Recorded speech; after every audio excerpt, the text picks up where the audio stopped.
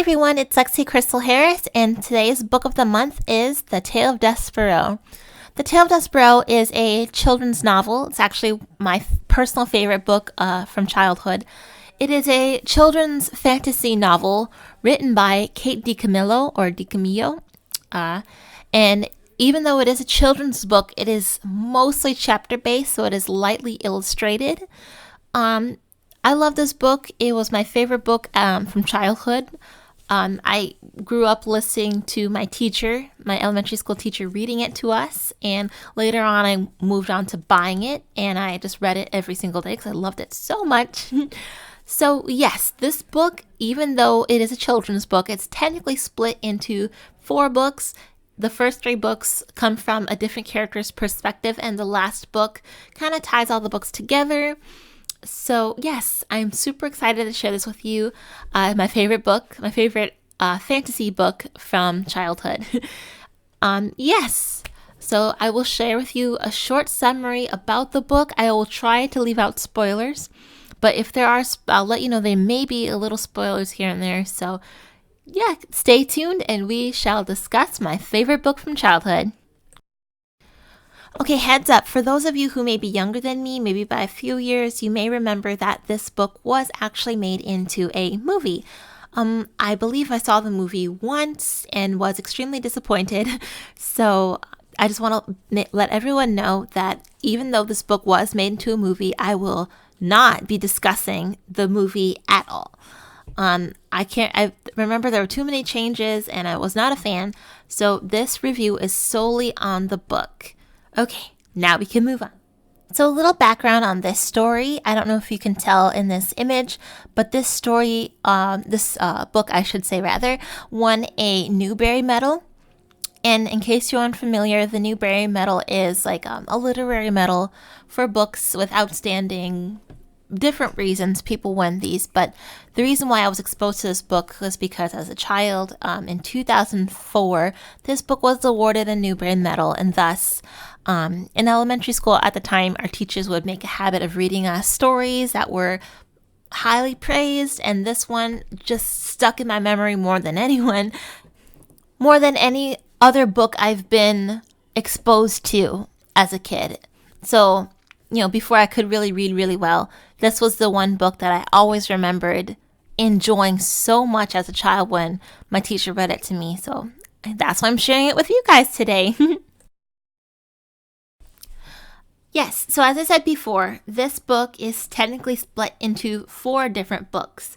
The first 3 books describing different characters' perspectives and different characters' stories, while the last book kind of ties all of those stories together to give us a grand conclusion. So book 1, A Mouse is Born, talks about the title character Despereaux, who is a small, fragile little runt of a mouse. And a common theme in this book, this story I should say, is like misfit type. Each character is kind of like a misfit in their own lives, and each character is trying to find their version of light, which to me translates to their version of happiness, which is what we all want in our lives. Okay, so I'm going a little bit too far, but basically, Despereaux, born small, born with his eyes open, which is a huge, kind of like his eyes open, Before I get into this, because I could go into all my philosophy, but I'm going to stick to the story. So, Despereaux, small, little mouse, born with his eyes open. His name comes from a sad feeling that his mother, who was French, gave him, like her despair, her... I have to look up the word, but basically it's not a happy name. And she claims that Despereaux is going to be her last baby. And Despereaux ends up being just a total weirdo of a mouse. He reads, he likes music, and unfortunately he breaks a mouse code, which is he was seen by a human because he was trying to hear the sound that was coming from upstairs, which is music, which is Despereaux's form of light. And he also broke another mouse code, which is never talk to a human. And what was worse was he ended up falling in love with the princess in the castle where the rest of the mice lived. And because of this, Despereaux was sent to the dungeon by his own brother. His brother told his father, who told the head mouse, and they all decided that Despereaux was a bad influence. He was a shame to the family, and thus he was sent to the dungeon. And this is where he met a funny, not funny, but an interesting character, Gregory the jailer. And as Despereaux was going down in the dungeon, his own brother actually walks into the dungeon. So as he's going down in the dungeon, he's talking to himself, the story he read. He's telling himself about the princess. And Gregory the jailer hears this, and Gregory the jailer saves Despereaux because he wants some of Despereaux's light, which is Despereaux's story. So that's the end of the first book, the first story. Book 2, Chiaroscuro. I'm probably not pronouncing that right. I think it's Italian. But this is the story of the second character who actually ends up being the antagonist, Roscuro, the rat.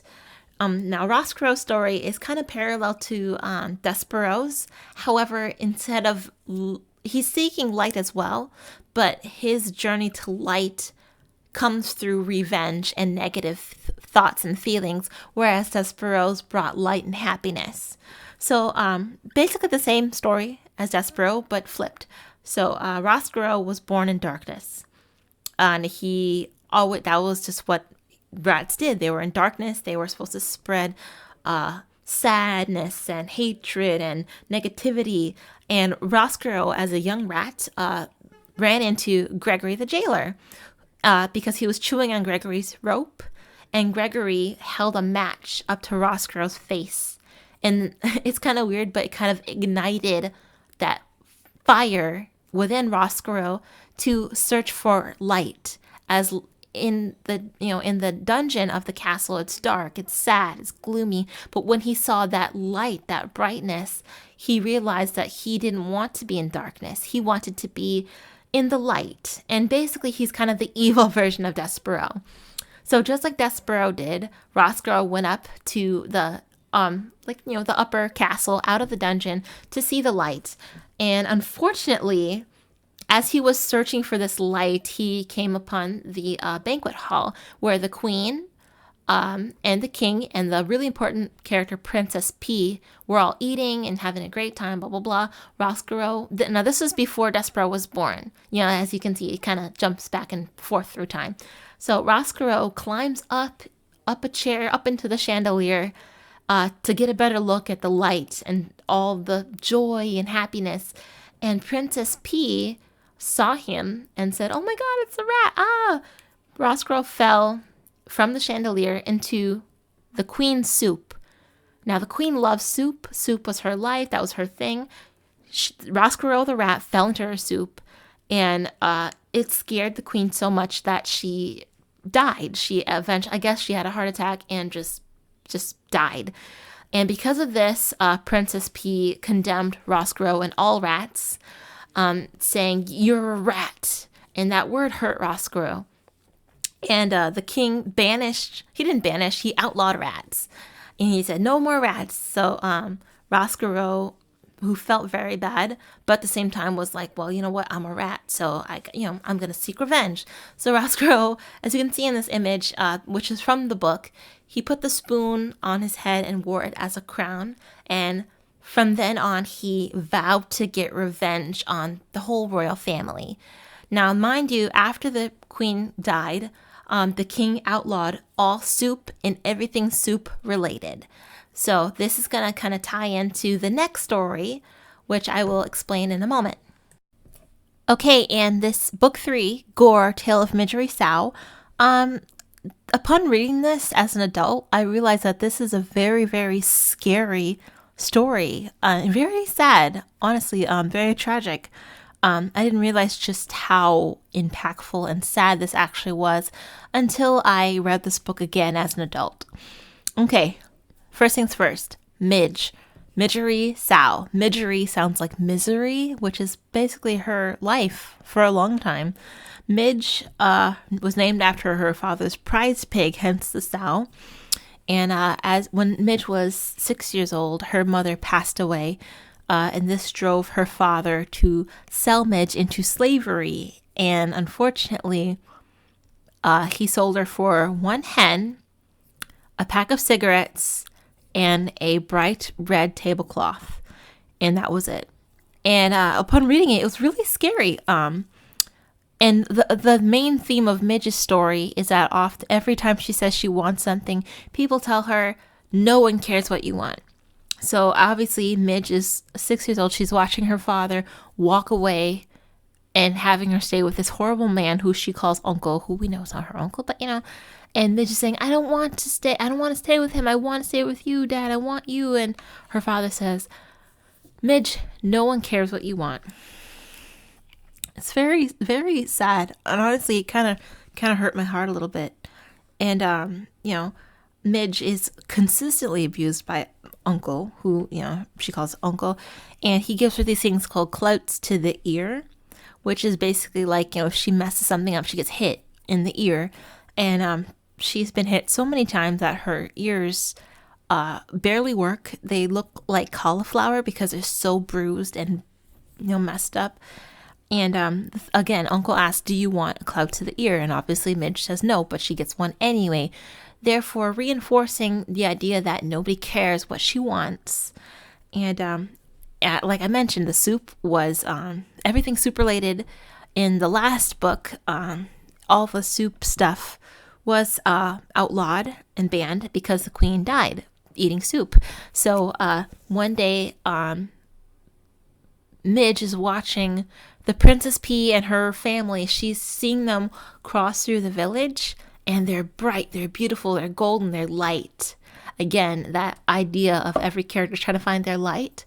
And Princess Pea waves to Midge, but Midge is so awestruck that she forgets to wave. And by the time it's too late, she waves back to the princess and says, hi, it's my birthday. And from then on, Midge has this dream to be a princess, and that is her light.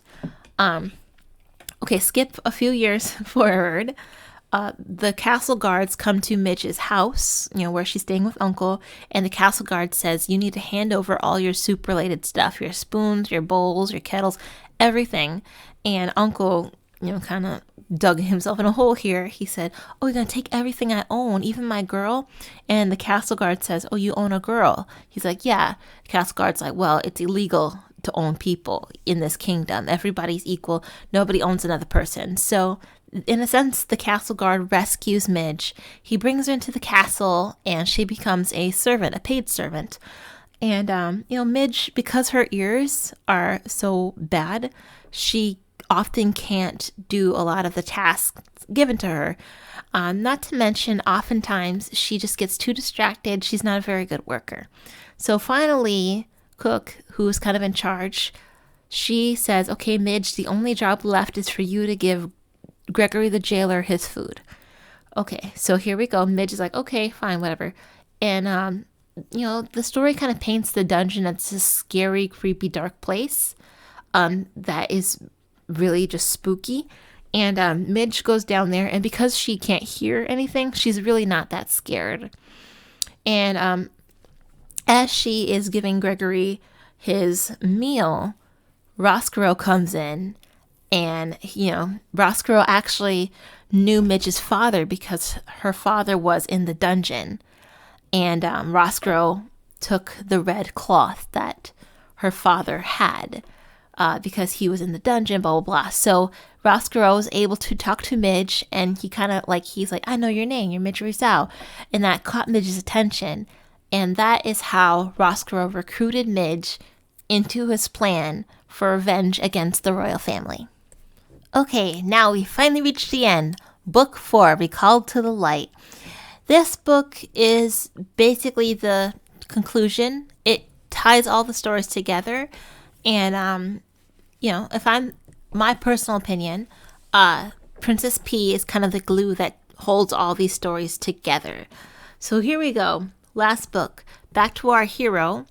Despereaux has been rescued from the dungeon by Gregory the jailer, who offered to save Despereaux in return for a story, which was light, as he called it. So as Despereaux, the morning comes, and Despereaux finds out that the princess has been kidnapped, and no one knows where she is. Ironically, well, maybe not ironically, coincidentally, Miggery Sao is also missing. And if you read the book, you'll find out that Despereaux heard from a little birdie, well, not really, but he heard that a rat had brought Princess P into the dungeon. He's not sure why, but he knows that a rat brought Princess P into the dungeon. There's so much more to the story than I can really elaborate on, but Despereaux, basically he says, I have to rescue the princess. No one else can, because no human will believe me, especially mice being so closely related to rats. Humans won't believe me. So Despereaux gets the red thread, as you can see. That's in the cover, the cover of the book. He's got the red thread around his waist. He's got a little needle. So Despereaux gets the thread and he makes his way towards the dungeon. Meanwhile, Cook, who I didn't really talk a lot about, but basically she made soup, even though soup was outlawed. And again, everyone's looking for their light. Cook found her light, her happiness in soup, because that was what made the queen happy. And she shared her soup with Despereaux and talked to Despereaux. And strangely enough, that interaction made Despereaux feel braver. It made him feel stronger. And again, it's the theme with light, happiness, it spreads, blah, blah, blah. So Despereaux heads towards the dungeon, and Roscaro's cousin, I believe, Botticelli, he tells Despereaux, I can show you where the princess is. Now, he's not doing it out of the goodness of his heart. He's doing it because he wants to lead Despereaux to the princess and then later kill him, because that's what rats do. They like thriving off of sadness and anger and blah, blah, blah. And Despereaux does end up finding the princess because, true to Botticelli's word, he did show Despereaux where the princess was. And even though so here's Roscaro's plan. His plan was to use Miggery to kidnap the princess and bring her into the dungeon. Now, he got Midge on his side by saying, you will replace the princess, and she will give you princess lessons, and you will go up into Princess P's room and replace her. That was the plan. But when Midge brought the princess into the dungeon, and like I said, the Princess P is the glue that sticks all these stories together. Princess P got to Midge's better nature. She said, Midge, you don't want to do this. And once again, Midge said, I want to be a princess. And once again, she was told, no one cares what you want. No one cares what you want, Midge. And Midge got very upset. And for the first time in her life, someone, and that someone was Princess P, said, Midge, what do you want? So it was funny because all this time Midge heard, no one cares what you want, no one cares, no one cares. But the person who cared, who said, what do you want, Midge? That was a person she was actually doing wrong. And it's funny because it says a lot about Princess P as a character. And it says a lot about all the other characters, I think. Princess P is really the glue that brings these stories together. Okay, now for my analysis. So one thing I loved about this book was the use of words like light and dark. I loved that basically every character, aside from Princess P, every character had this pursuit of happiness, which was their light. That's what they called their light. For example, Gregory, the jailer, told Despereaux, stories are light. Because he's in the darkness, he's in the dungeon, he doesn't hear a lot of stories, and stories are light. It's happiness, it's pure, it's a good feeling. Even when Roscaroux first saw that light from the match that Gregory lit, it kind of lit up this fire, this desire, this warmth, this good, happy feeling inside of him. Even, and again, Miggery, when she saw the light of the princess and the royal family walking through that village, she felt hope. And I think that also kind of really resonates. Hope. Every character had that hope, and their hope was they're reaching for the light. And the funny thing is, Princess P in almost all the books is that light. And it's so funny because even though she really is the glue that connects these stories, and she is that embodiment of light, she's still human in a sense. You know, like when she called Roscoe a rat, obviously she was upset her mother passed away. At the same time, she has everything. She had everything she could ever want, everything. And when Midge brought her to the dungeon, Princess P did not turn on Midge like Roscoe did. Princess P was actually the first person in Midge's life to ask her, Midge, what do you want? And to me, that just says so much more about her than it does about all the other characters. Like, Princess P is this embodiment of light, but she's still kind. And that is what happiness is. I feel happiness is kindness. Happiness is giving. Happiness is warm. Happiness is welcoming. And the use of light and dark really like just ran home that idea of this pursuit, this constant pursuit of what happiness is to that character. So I really enjoyed that part about the book. And another thing I really loved, these are just a few little details of things I just wanted to touch on because I love them so much. When Despereaux was being led to the dungeon, before he was sentenced to the dungeon, the Mouse Council gave Despereaux the chance to repent and say that he was sorry for talking to the princess and sorry for reading and sorry for listening to music. And Despereaux refused. And it's funny because even though Despereaux was the smallest and weakest of all the mice, he had the biggest heart, which I just thought was just beautiful. It really was. Like, he said, no, I'm not going to apologize for being who I am. And there's so many other parts of the book that's really good too. I'm not going to spoil them, but you have to read it because there's several parts where people do Despereaux wrong, and Despereaux takes it with stride. And he, just by being himself, he helps other people realize that they can be themselves as well. And it's just beautiful. And another part, this is another quick favorite of mine, when Roscoe first finds the light, I think personally it's like a metaphor for people who get burned by the light. You know, Icarus flew too close to the sun type thing. Because Roscoe, when he went into the banquet hall, did not plan to kill or hurt anyone. But him being a rat, he was naturally assigned the blame for killing the queen. And that stirred this anger inside of him. I think that created this vengeful, like, I have to revenge, this revenge in him. And again, I think that's how light can sometimes burn people in a sense too, and make them not realize. It makes them search for happiness in all the wrong ways, so to speak. So that's another part of the book I really enjoyed. Okay, so here's my final thoughts on the book itself. Nothing to do with the story, but the actual book itself. So one of the things I really loved about this book was that even though it was a fantasy book, it was still very easy to read. I like that the author chose not to use like this fancy, overdone Shakespearean type words. I have read a lot of fantasy books as a child, and that was one thing I was never a fan of, was the Old English type.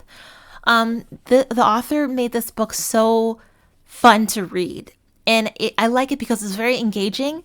It's almost nostalgic in a way. It felt a lot like a grandparent or like a beloved elder telling you this story from their own mind and their own memory. It is very, very beautiful. I love the way it was written. For example, it'll say like, and reader, do you know what happened next? And so and blah, blah, blah. Granted, it is a children's novel, so maybe I just love it because, I don't know, maybe there's other children's books that write the same way. But that was always memorable to me, even as before I even reread this book as an adult. I remember loving the way the author wrote this. It's just pleasant to read, very engaging, and I love that the author does not overtell. she gives you enough details to imagine in your head what these characters look like, how these characters feel. I love that. That's the thing I love about reading, is using my imagination. And I love that the author really left it vague enough that you could use your imagination, but had it detailed enough that you could really imagine every character, every scene, every room in clearly in your head. You could always imagine it. I absolutely loved that. Another thing I loved about my copy, at least, I have a hardcover of this book. The edges of the paper looks like it's been nibbled on by mice. I think that's a really clever little detail, because the book talks about the mice nibbling on the paper. So I think it's just a beautiful little detail. This little wrinkled paper. And again, that was a feature I remember as a child loving that. Yeah, so that's my thoughts on the book. I would totally encourage you to go out and read it, and don't watch the movie. Or rather, if you're going to watch the movie, read the book first, then watch the movie, and then tell me what you think. Did you guys like this book? Have you read it before? Have you seen the movie? Have you read the book? Leave your thoughts down below in the comments, and I'm so happy I got to share this book with you guys. I can't wait till next month to share my next favorite book. So thank you for watching, and take care. Bye.